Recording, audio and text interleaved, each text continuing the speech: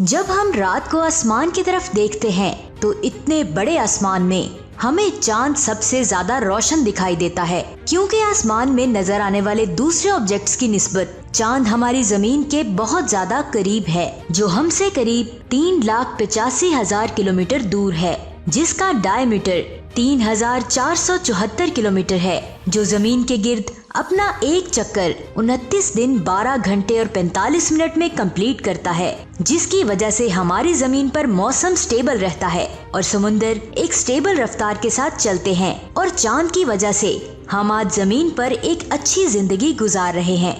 इसके बारे में मजीद जानने के लिए 17 अगस्त 1957 में यूएस एयरफोर्स ने पायोनियर 0 को लॉन्च किया, जो चांद पर किया जाने वाला पहला मिशन बन सकता था, लेकिन बदकिस्मती से ये फेल हो गया। और फिर 12 सितंबर 1959 को रशिया ने ल्यूनर 2 स्पेसक्राफ्ट को लॉन्च किया, जो चांद पर लैंड करने वाला पहला स्पेसक्राफ्ट बना। और इसी साल रशिया ने ल्यूनर 3 स्पेसक्राफ्ट को चांद पर भेजा, जिसके बाद रशिया पहली बार स्पेसक्राफ्ट को चांद पर भेजने वाला पहला मुल्क बना, जिसकी वजह से अमेरिका और रशिया के दरमियान स्पेस में जाने की रेस शुरू हो गई। और उस वक्त अमेरिका के प्रेसिडेंट इंसानों को चांद पर भेजकर रशिया को स्पेस की दौड़ में पीछे करने का फैसला कर लिया। 21 दिसंबर 1968 को नासा ने अपोलो 8 को लॉन्च किया, जिसमें 3 एस्ट्रोनॉट्स थे, जो चांद पर इंसानों को लेकर जाने वाला पहला स्पेसक्राफ्ट था। लेकिन इस मिशन में चांद की सतह पर लैंड नहीं करना था, इसमें सिर्फ और सिर्फ चांद को ऑर्बिट करना था। उसके बाद 20 जुलाई 1969 ये वो दिन था जब इंसान ने पहली बार चांद पर अपना पहला कदम रखा। ये 20वीं सदी की सबसे बड़ी कामयाबी थी। 16 जुलाई 1969 को लॉन्च किए गए अपोलो 11 स्पेसक्राफ्ट ने नील आर्मस्ट्रॉन्ग, बज एल्ड्रिन और माइकल कॉलिंस को चांद की सतह पर पहुंचाया। 20 जुलाई 1969 को नील आर्मस्ट्रॉन्ग और बज एल्ड्रिन चांद की सतह पर कदम रखने वाले पहले इंसान बने, और इन्होंने 10 साल के बाद अमेरिका के प्रेसिडेंट इलेक्शन का इंसानों को चांद पर भेजने का ख्वाब पूरा किया। इस इवेंट को 10 लाख से ज्यादा लोगों ने लाइव देखा और करीब 60 करोड़ से भी ज्यादा लोगों ने इसे टीवी पर देखा। 16 जुलाई 1969 अपोलो 11 स्पेसक्राफ्ट को सैटर्न 5 रॉकेट के जरिए सुबह के 9:30 पर कैनेडियन स्पेस स्टेशन से लॉन्च किया गया, जिसकी रफ्तार 40,220 किलोमीटर पर आवर थी, जो सिर्फ 12 मिनट में ही हमारी जमीन के ऑर्बिट में पहुंच गया। और जमीन का एक चक्कर लगाने के बाद सैटर्न 5 रॉकेट चांद की तरफ आगे बढ़ने लगा, और इसके ठीक 30 मिनट बाद सैटर्न 5 रॉकेट अपोलो स्पेसक्राफ्ट से अलग हो गया। यहाँ पर मैं आपको अपोलो स्पेसक्राफ्ट के पार्ट्स के बारे में बता देती हूँ। यहाँ सबसे ऊपर वाले हिस्से को लॉन्च एस्केप सिस्टम कहते हैं। उसके ठीक नीचे वाले हिस्से को कमांड मॉड्यूल कहते हैं, जिसमें एस्ट्रोनॉट्स बैठकर स्पेसक्राफ्ट को ऑपरेट करते हैं। उस वक्त इसे माइकल कॉलिंस ऑपरेट कर रहे थे। उसके नीचे सर्विसेज मॉड्यूल है, जो एक रॉकेट की तरह काम करता है, जिसकी मदद से कमांड मॉड्यूल आगे बढ़ता है। और इसके भी नीचे ल्यूनर मॉड्यूल है, जिसे लैंडर भी कहते हैं। इसमें नील आर्मस्ट्रॉन्ग और बज एल्ड्रिन मौजूद थे। और इसके नीचे सैटर्न 5 रॉकेट था।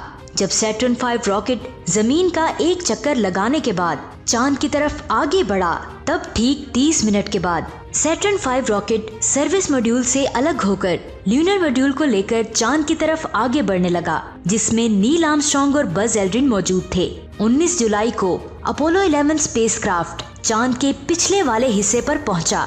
लैंडर को चांद की सतह पर लैंड करवाने के लिए ट्रैंक्विलिटी बेस का इंतखाब किया गया, क्योंकि ये जगह लैंडिंग के लिए बिल्कुल ठीक थी, जिसका पता रेंजर 8, सर्वेयर 5 और ल्यूनर ऑर्बिटर स्पेसक्राफ्ट के जरिए लगाया गया था।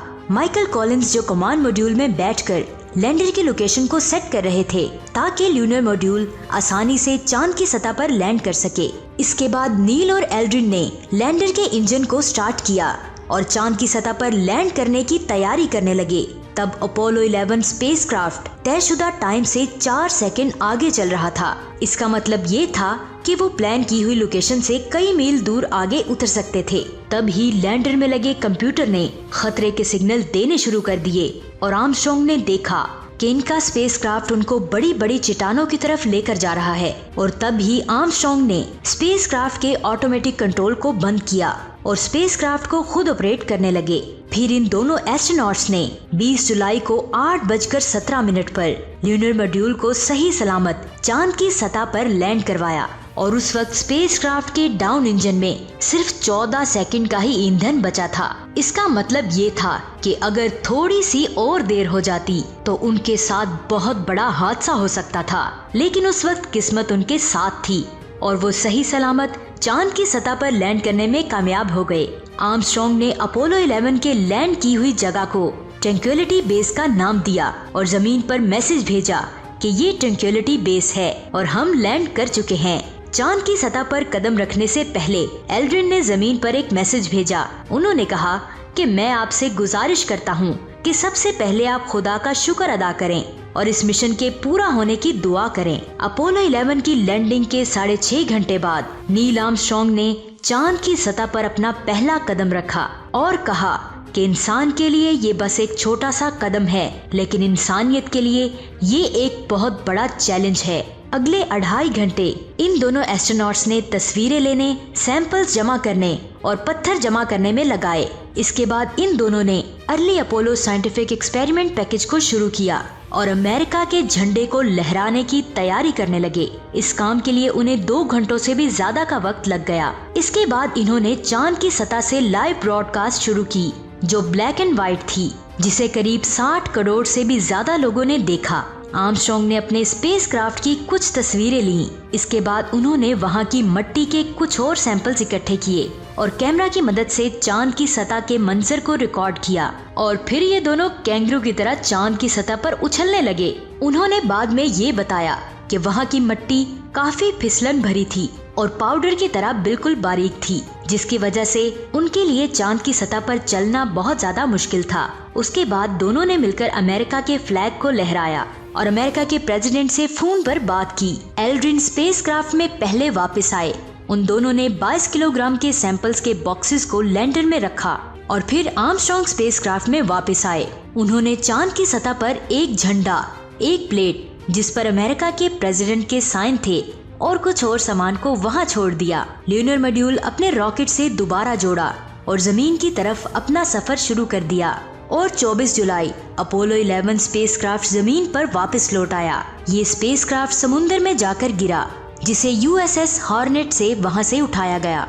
एस्ट्रोनॉट्स के इस्तकबाल के लिए अमेरिका के प्रेसिडेंट निक्सन खुद वहां पर मौजूद थे और उस शाम इनकी इस कामयाबी के लिए लॉस एंजल्स में एक पार्टी रखी गई, जिसमें 447 गवर्नर और 83 मुल्कों के प्रेसिडेंट शामिल थे।